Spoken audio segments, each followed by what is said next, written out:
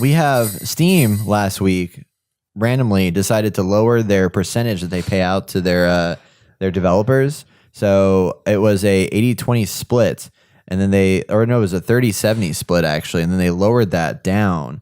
And then people were like, that's weird that they're like just randomly like lowering the amount that they pay out to or increasing the amount that they pay out to developers. And then not too long after that, Epic Games comes out and is like, hey, guess what? We're launching a storefront. So they updated the launcher. Now it's the Epic Games Store. And when you load up the launcher, you have a complete store that is literally designed to compete with Steam and all the other online platforms there.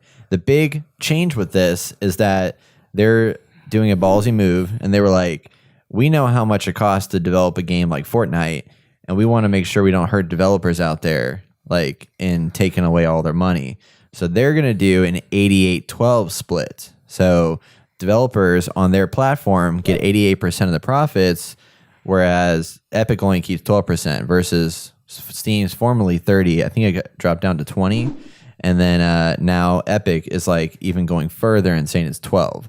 It's nice that there is a competitor out there for Steam right now. I think it's something that needs to happen. Obviously, Steam sees what's going, so they've changed their practices in a way to try to keep up with the times. But I've heard someone make the argument is like, do we need another platform, like another browser launcher thing on top of everything? It's like Steam is basically a monopoly right now. It's like how you get your games, but it just works, and for all of its flaws over the years up until now, it's not perfect, but it's nice to like just have one thing you go into. And now that every freaking company has a launcher of some kind, it's like every time I want to play a game, I got to go to something else, Yeah. It's like, okay, I want to jump into, like the other day I was going to jump into Battlefield. So I pull up the Origin Access launcher or the Origin launcher, and it's like, oh, there's a new patch update. I'm like, son of a bitch. Now I got to wait for 15 gigabytes to download.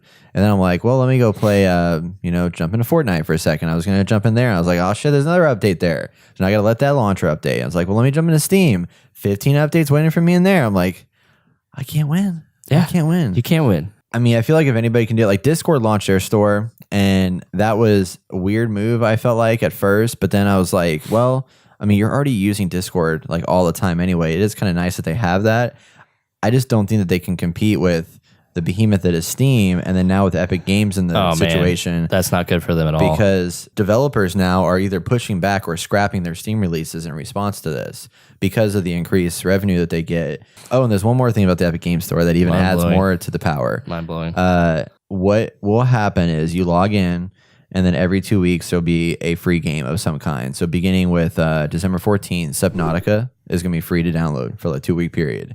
And then after that, it's going to be Super Meat Boy will be free to download. So it's not going to be like brand new games, but it'll be interesting for them to do that because if these are games like Subnautica has like released content that you pay for. Right. So like you could get people to like buy into that later on. Yeah, I think there's going to be...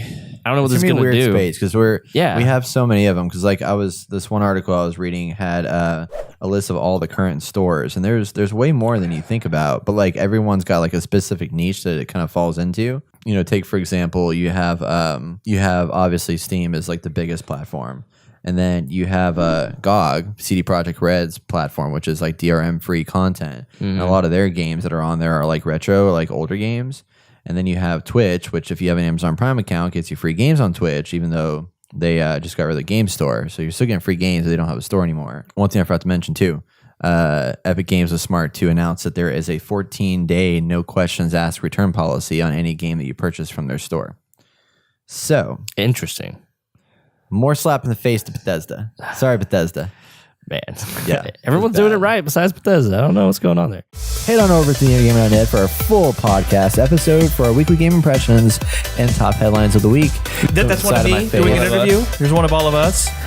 We'll make some cool things. Brett's also right here.